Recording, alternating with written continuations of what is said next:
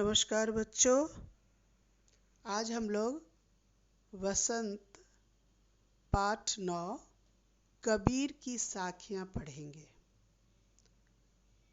बच्चों, आपको जैसा कि पता है कि कबीर दास ने समाज में नैतिक बातों के लिए अपनी साखियों में बहुत नीतिपरक बातें कही हैं। उन्हीं साखियों में से 5 साखी हमें पढ़नी है यहाँ पर, जिसके अलग अलग नीतिगत ज्ञान है, शिक्षा है। सर्वप्रथम 5 साखी के बारे में हम लोग सार देख लेते हैं। पहली साखी है, जाति न पूछो साध की, पूछ लीजिए ज्ञान, मोल करो तरवार का, पड़ा रहन दो म्यान। पहले साखी में सज्जनों की जाति से परे ज्ञान की महत्ता को बताई गई है। जिस तरह से तलवार का महत्व होता है, म्यान का नहीं, उसी तरह सज्जन व्यक्तियों के ज्ञान की महत्ता होती है, उसकी जाति का नहीं। दूसरा दोहा है, आबत गारी एक है, उल्टत होत अनेक, कह कबीर नहीं उल्टिए, वही एक की एक।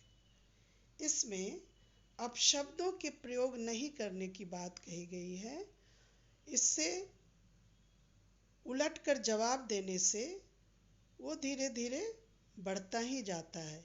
इसलिए इसमें कबीर दास ने अपशब्दों के प्रयोग करने से मना किया है, अर्थात जवाब देने से मना किया है, ताकि समाज में वैमनस्य ना फैले। तीसरा साखी है, माला तो करवे फिरे, जिभी फिरे मुख माही, मनवा तो दहु दिसी फिरे, यह तो सुमिरन नाहीं। इस तीसरे दोहे में कबीर दास ने सच्ची भक्ति पर प्रकाश डालते हुए कहा है कि भक्ति में कभी भी दिखावे के महत्व नहीं देना चाहिए। यानी हाथ में तो माला फेरते हैं, मुख से कुछ बोलते रहते हैं, भजन करते हैं, लेकिन मन स्थिर नहीं रहता है, यह सुमिरन नहीं हो सकता, यह स्मरण नहीं हो सकता। सच्ची भक्ति में मन की एकाग्रता पर कबीर दास ने बल दिया है। चौथा दोहा है, कबीर घास ना नींद दिए, जो पाँव तले होय, उड़ी परे जब आँख में, खरी दुहेली होय। कबीर दास ने इस दोहे के माध्यम से हमारे आसपास या हमारे पाँव तले या हमसे जो नीचे हैं, उनको हमें उपेक्षित नहीं करनी चाहिए। उनकी उपेक्षा करने से मना किया गया है। उन्होंने कहा कि घास की भी उपेक्षा नहीं करनी चाहिए। अगर ये घास भी अगर हमारी आँखों में पड़ जाए तो बहुत पीड़ा होगी, बहुत तकलीफ होगी। इसलिए तुच्छ से तुच्छ वस्तुओं की उपेक्षा करने से कबीर ने मना किया है, क्योंकि इससे भी हमें हानि हो सकती है। पांचवा और अंतिम दोहा है, जग में बैरी कोई नहीं, जो मन शीतल होय, या आपा को डारी दे, दया करे सब कोई। इसमें कबीर ने वाणी की शीतलता और अहंकार ना करने की बात पर बल दिया है और कहा है कि अगर मन शीतल हो, अहंकार ना हो, तो हमारे व्यवहार से सभी हमारे मित्र बने रहते हैं, हमारा कोई शत्रु नहीं होता है संसार में। अब कुछ शब्दार्थ देखते हैं। मोल, मूल्य, कीमत। तलवार, तरवार कहा गया है, चलिए तरवार, उसको तलवार कहते हैं। म्यान, जिसमें तलवार को रखा जाता है। गारी, गाली को कहते हैं, अपशब्द को कहते हैं। उल्टत, उलटकर जवाब देना। कर, हाथ। फिरे, चलती है, फिरना। दहु दिशि, 10 दिशाओं में। सुमिरन, ईश्वर का स्मरण करना, ध्यान करना। नींदिए, निंदा करना, उपेक्षा करना। पाँव, पाँव, पैर। तली, तले, नीचे। खरी, बहुत। दुहेली, कष्टदायक। बैरी, दुश्मन। शीतल, शीतल या शांत। आपा, अहंकार। डारी, त्याग कर। अब हम लोग अर्थ ग्रहण संबंधी कुछ प्रश्न देखते हैं। कबीर ने किसकी जाति पूछने से मना किया है, क्यों? तो कबीर ने साधु या सज्जनों की जाति पूछने से मना किया है, क्योंकि ज्ञान का महत्व होता है, जाति का नहीं।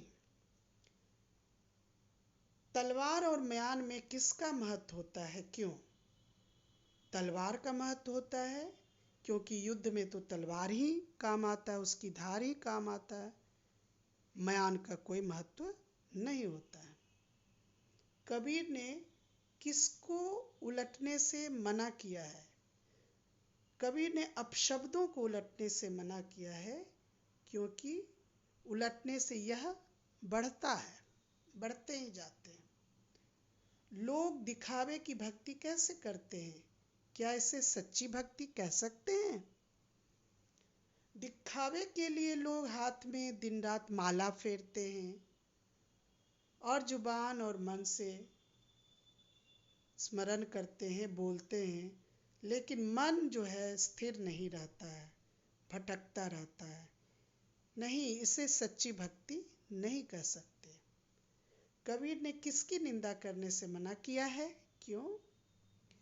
कबीर ने घास की भी निंदा करने से मना किया है, अर्थात निम्न की भी निंदा करने से मना किया है, क्योंकि कभी अगर हमारे आँखों में पड़ जाए तिनका घास तो इससे हमें बड़ी तकलीफ होती है, यानी इनसे भी हमें हानि हो सकती है।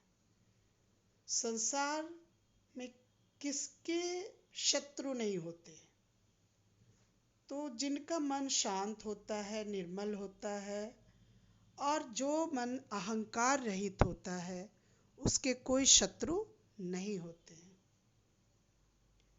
हमें अपने मन में किसका त्याग कर देना चाहिए? तो हमें अपने मन से अहंकार का त्याग करना चाहिए। कुछ गृह कार्य के प्रश्न हैं। तलवार का महत्व होता है या म्यान का नहीं होता? तो इसके माध्यम से कबीर ने क्या कहना चाहा है? तो पहले दोहे के आधार पर इसे स्पष्ट कीजिए। दूसरा है, कबीर घास की निंदा करने से क्यों मना करते हैं? दोहे के आधार पर इसे लिख सकते हैं। कुछ परियोजना कार्य है। कबीर की साखियों के आधार पर कम से कम 10 सूक्तियाँ बनाइए, अच्छे विचार बनाइए, पहले दूसरे को लेकर के कि किस तरह से ज्ञान की बातें कही गई है, उसी से सूक्ति बनाइए। ई परियोजना कार्य में आप साखियों पर आधारित कोई ऑडियो या वीडियो याद करके बनाकर हमें भेजिए। ई पत्रिका बना सकते हैं सूक्ति से, जिसमें आप सूक्ति लिखकर उसको पत्रिका जैसा प्रेषित कर सकते हैं। आशा है बच्चों आपको कबीर की साखियाँ समझ में आई होगी, अर्थ भी, शब्दार्थ भी, प्रश्न भी। तो आप इसे पूरा कर लें। धन्यवाद बच्चों।